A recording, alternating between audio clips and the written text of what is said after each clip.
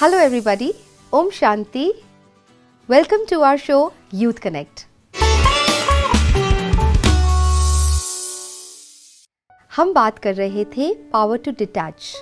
पिछली बार हमने बात की है ओवरऑल हेल्थ पर, और हमारे साथ बात करने के लिए हर बार की तरह बीके कमल भाई हमारे साथ हैं।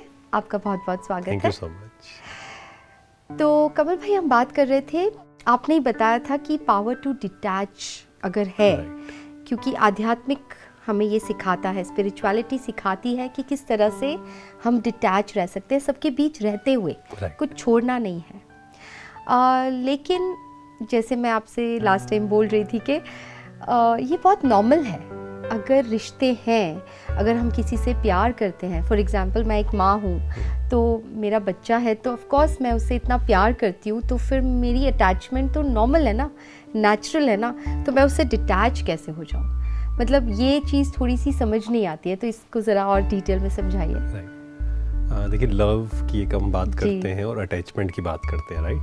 पहली बात तो दोनों जो है वो बिल्कुल अलग है। अच्छा। और इसमें क्या होता है कि कई बार जब बहुत सारे लोग एक ही काम करते हैं, जैसे गुस्सा, मैक्सिमम लोग गुस्सा करते हैं, तो हमने क्या किया, गुस्सा तो नॉर्मल है।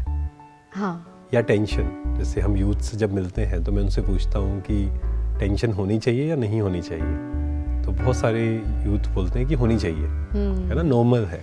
मतलब हो जाती है, होनी चाहिए नहीं, बट नहीं हो जाती है, नेचुरल ना, कि अगर लाइफ में स्ट्रेस, लाइक इतनी सारी प्रॉब्लम्स है, तो फिर टेंशन तो होना नेचुरल है ना।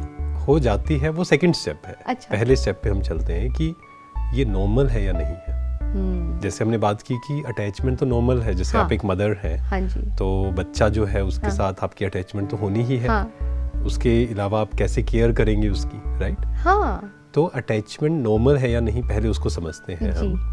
क्या अटैचमेंट कंफर्टेबल होती है या नहीं होती है? लव अलग बात है, अटैचमेंट कंफर्टेबल है या नहीं है? मैं ऐसा कहूँगी कि फॉर एग्जाम्पल, अगर मेरा बच्चा, जैसे मैं उससे बहुत प्यार करती हूँ, मैं उससे अटैच्ड हूँ, तो अगर वो दुखी है तो मैं भी दुखी हो जाती हूँ। हाँ, तो मैं दुखी हो जाती हूँ। सो कंफर्टेबल नहीं है, पहली बात तो। जी।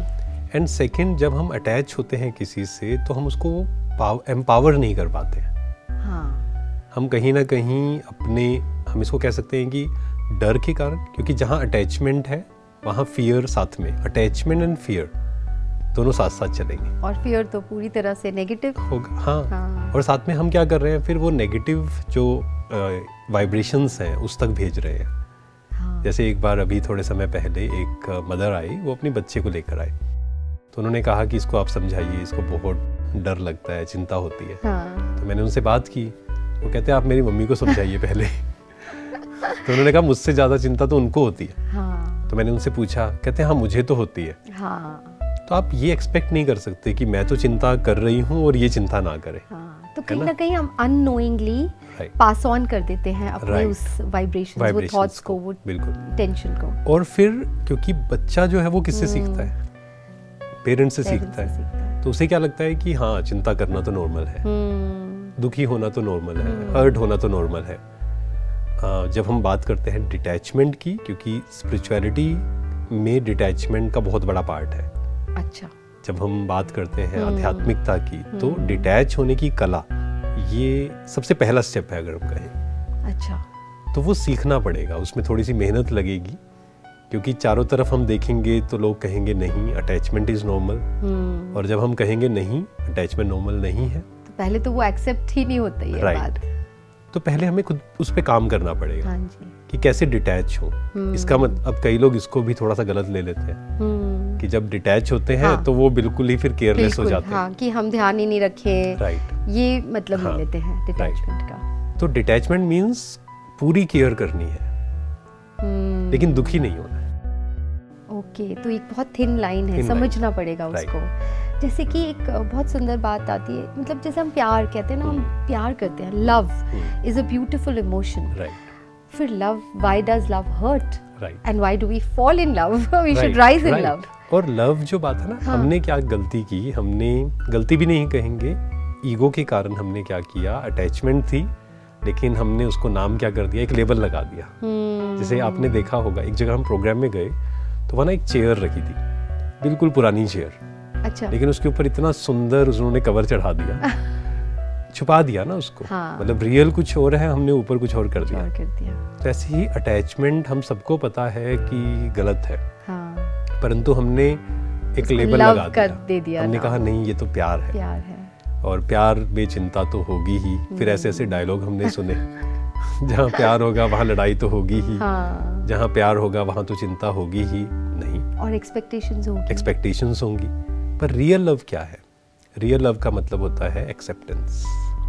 एक्सेप्टेंस इज लव, कि हम सामने वाले को पहले तो एज इट इज एक्सेप्ट करें और हम उसको फोर्स ना करें। जैसे एज अ मदर मुझे बच्चे को फोर्स नहीं करना है कि नहीं तुम्हें ये नहीं करना है, ये करना है, तुम्हारे इतने नंबर आने चाहिए, ऐसा होना चाहिए। तो आज बहुत सारे जो बच्चे हैं वो क्यों लो सेल्फ एस्टीम है उनकी, बिकॉज ऑफ पेरेंट्स। सही बात है। अगेन पेरेंट्स के इंटेंशंस तो बहुत अच्छे हैं, हाँ।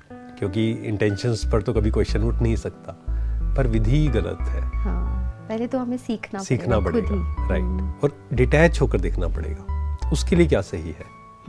जब हम अटैच होते हैं तो हम कहते हैं नहीं मुझे ये लगता है इसके लिए सही है। हम देख ही नहीं पाते हैं कि उसको क्या चाहिए। और कहा जाता है ना, हिंदी में ये बात कही जाती है कि मोह जो होता है वो इंसान को अंधा कर देता है, ब्लाइंड कर देता है। हाँ। कि हम समझ नहीं पाते सही क्या है गलत क्या है, हम डिसाइड नहीं कर पाते। तो अगर हम डिटैच कैसे होंगे? अब डिटैच होने के लिए एक बात को समझना है कि हम सब एक्टर्स हैं और हम सब अपनी अपनी जर्नी पर हैं। हाँ। ये समझते हम डिटैच हो पाएंगे। हाँ, मतलब बहुत ज्यादा जहाँ मेरापन आएगा, राइट, कि मेरा बच्चा, मेरा ये, मेरा वो, वहाँ पे अटैचमेंट ज्यादा आ जाएगी। और जहाँ पे होगा कि नहीं सब एक्टर्स हैं, अपने अपनी जर्नी पर है। राइट। और अटैचमेंट भी आएगी और एक्सपेक्टेशंस भी आएंगी। हाँ, वो तो कि मेरा बच्चा है, हाँ। मेरा बच्चा है, मेरी बात नहीं मानता, और ईगो भी आ जाएगा। ईगो हर्ट होगा, सब कुछ आ जाएगा साथ में। और एक बहुत बड़ी रिसर्च हुई थी स्ट्रेस पर। अच्छा। क्योंकि स्ट्रेस बहुत कॉमन है, तो इस पर बहुत रिसर्च हुई कि स्ट्रेस के मेन रीजंस क्या हैं। तो 5-6 रीजन उसमें से निकाले गए। उसमें से सबसे ऊपर का क्या होगा, सोच के देखिए आप। स्ट्रेस का मेन कारण अटैचमेंट। हाँ, काइंड ऑफ। मतलब स्ट्रेस किन लोगों को ज्यादा होती है जो चाहते हैं कि सामने वाला पूरी तरह मेरे अनुसार चले। हाँ, एक्सपेक्टेशंस। राइट। और जब मेरी अटैचमेंट होगी, मतलब मैंने कहा कि मैं मदर हूँ, तो मुझे लगेगा ये तो पूरी तरह मेरे अनुसार चलना चाहिए, इसको मेरी हर एक बात माननी चाहिए। हाँ। पर ऐसा पॉसिबल नहीं है। इसलिए मैं हमेशा पेरेंट्स को एक बात बोलता हूँ कि अगर आपका बच्चा 80% बातें मान रहा है ना आपकी, तो आपको सुबह उठकर खुशी में डांस करना चाहिए। थैंक यू, शुक्रिया करना चाहिए। पावर ऑफ ग्रेटिट्यूड जो आपने सिखाया था पहले, कि थैंक यू ही बोलो, कि जो भी है बहुत सुंदर है, बहुत अच्छा है। तो आई थिंक अगर कुछ थोड़ा बिगड़ा भी है कहीं रिश्ता, वो भी ठीक होने लग जाएगा, क्योंकि हमारे वाइब्रेशंस चेंज हो जाएंगे। हाँ। अगर मेरे अंदर एक रेजिस्टेंस है, एक्सेप्टेंस नहीं है बच्चे के प्रति, या हमेशा कंप्लेंस है। कई बार क्या होता है, पेरेंट्स बहुत ज्यादा क्रिटिकल हो जाते हैं बच्चों को लेकर। वो तो एक अलग टॉपिक ही है, उस पे तो मैं आपसे बात करने ही वाली हूँ। हमारे नेक्स्ट एपिसोड में हम ये बात करेंगे कि किस तरह से पेरेंट्स कंपैरिजंस बहुत कंपेयर करते हैं। सिबलिंग्स के बीच में भी कंपैरिजन होता है, वो तो एक अलग समझना ही है आपसे। बट ये जो आज आपने बात समझाई कि किस तरह से हम डिटैच हो सकते हैं, एक्सेप्ट करें, उसी को सच्चा प्यार कहेंगे। ये नहीं कि अटैच हो गए और मेरे अकॉर्डिंग चलो। मैंने आपको कह दिया तो आपको करना पड़ेगा। इसी कारण क्या होता है, रिलेशंस खराब हो रहे हैं। हाँ जी। क्योंकि अगर हम बात करें पेरेंट और चाइल्ड के रिलेशन की, क्यों खराब हो रहा है, जब हम बहुत ज़्यादा पॉजेसिव हो जाते हैं बच्चे के लिए, और हम कहते हैं कि नहीं ऐसा नहीं, ऐसा करो, और जो बात की कि हर बात पे फिर क्रिटिसिज्म भी शुरू हो जाता है कि नहीं ये मेरी बात नहीं मानता, ये ऐसा करता है। तो वो जो नेगेटिव वाइब्रेशंस हैं और नेगेटिव एफर्मेशंस जा रहे हैं ना उसको, हाँ। उसे लग रहा है सही में मैं किसी काम के लायक नहीं हूँ। हाँ। तो बचपन में वो जो बातें जा रही हैं वो उसके फ्यूचर को डिफाइन कर रहा है। करेक्ट। तो बाद में फिर वो सप्रेशन के रूप में, है ना, इमोशनल प्रॉब्लम के रूप में वो आएगा फिर। तो कमल भाई, अभी तक तो हमने जो बात की एक सोशल बीइंग, सोशल हेल्थ पर भी बात कर रहे थे, हम रिश्तों के ऊपर बात कर rहे थे, जहाँ पे आपने पावर टू डिटैच को अच्छे से हमें बताया किस तरह से यूज कर सकते हैं। अब जो लास्ट बचा वो कौन सा है? Spiritual health. Spiritual health. तो इस पे थोड़ा सा और हमें बताइए।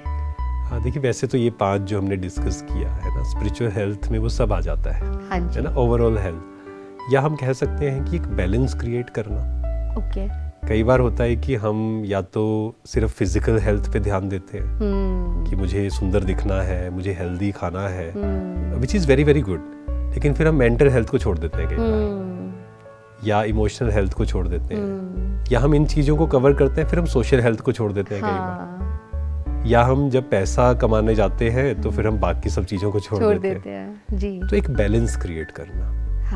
स्पिरिचुअलिटी मीन्स बैलेंस, एक बैलेंस लेकर आना कि मुझे सब चीज़ों का ध्यान देना है, सिर्फ नंबर्स नहीं, साथ में मैं इमोशनली स्ट्रॉन्ग हूँ या नहीं, क्योंकि इस पर बहुत रिसर्च हुई कि IQ एंड EQ, है ना, जिसका IQ बहुत ज़्यादा है क्या वो ज़्यादा सक्सेसफुल होते हैं, या जिसका EQ ज़्यादा है वो ज़्यादा सक्सेसफुल होते हैं? आई थिंक बैलेंस चाहिए। और इसके साथ अगर हम और ऐड करें तो SQ भी कर सकते हैं, सोशल क्वेश्चन, तो क्या बात है।